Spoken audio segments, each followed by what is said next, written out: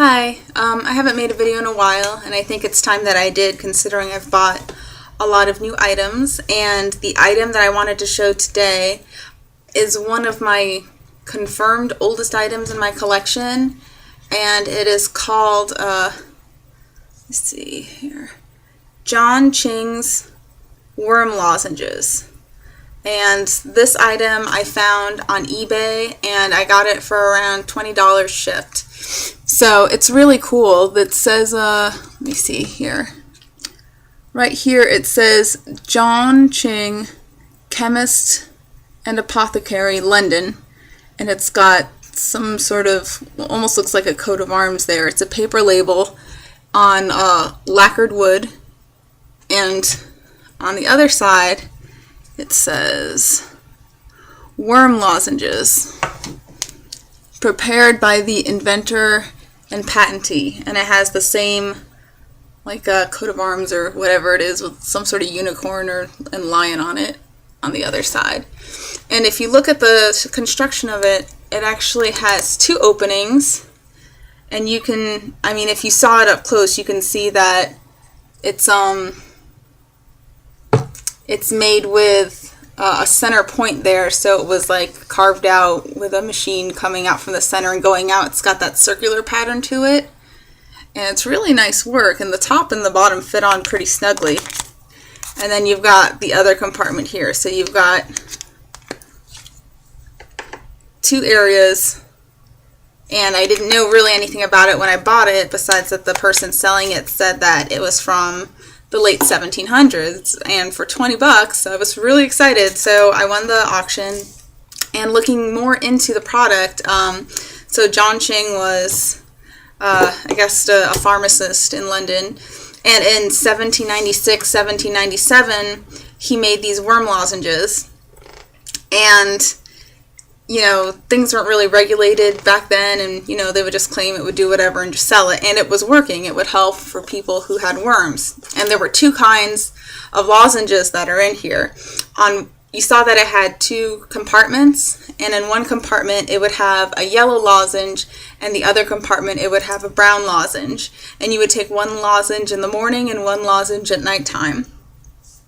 But the worm lozenge, its use didn't last that long. From what I saw, maybe like 4 years after he invented it, he created it, John Ching died, and his business went on to his widow, and she was distributing the product out there. And then in 1803, there was a 3-year-old that took the medication on recommendation by I don't know who, and I think it was like a whole 28 days after he had initially taken the medication, the dad had reported that he was salivating a lot, and his teeth were falling out of his mouth, and his gums were bleeding, and like the sun was out of his mind. And it turns out that the active ingredient in this compound is mercury. So basically, especially in a child that young, if you take too much of a dosage, you're going to get mercury poisoning. And mercury poisoning is characterized by vision, hearing, speech impairment, disturbed sensation, lack of coordination.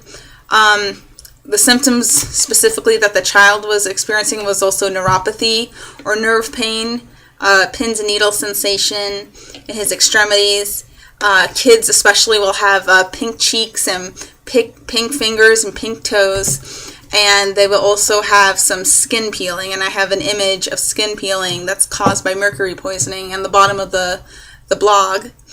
And there's also the salivation and a high heart rate and hyperventilation, and all of that is caused by a decrease in the breakdown of epinephrine in the system that's caused by the mercury. So you have, you know, all your systems on overdrive, and the kid actually ended up dying, and the dad couldn't, I mean, this quack medicine here, they paid a lot of money to have this advertised and sold in stores, and there was a lot of like political ties, I'm sure, with this medication and just like local London establishments. So the dad was a printer and a bookmaker, and he tried to advertise that this product did in fact kill his son. The coroner said that the kid died of mercury poisoning and this has mercury in it, but no one was willing to distribute his pamphlets because they were receiving money from the John Ching company to sell their products. So yeah, so basically that's the interesting story of John Ching's worm lozenges. That's really cool.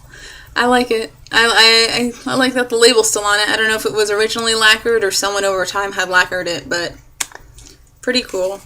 And just as an interesting note, I mean, mercury poisoning, not that it was common, but, you know, it happened more often than not because people weren't aware of just the amount of mercury that they were getting exposed to. Like, when they gilded pieces with gold, that process involved mercury, and a lot of people who worked with that would die from mercury poisoning. And everyone knows the saying, "Mad as a Hatter," and that was because when they made fur pelt hats, they would need to use mercury in the process, and a lot of those hat makers got mercury poisoning from that, and they had a lot of disturbed sensations from that. So that's just kind of cool. So I have a product in my collection that had mercury in it. Very cool.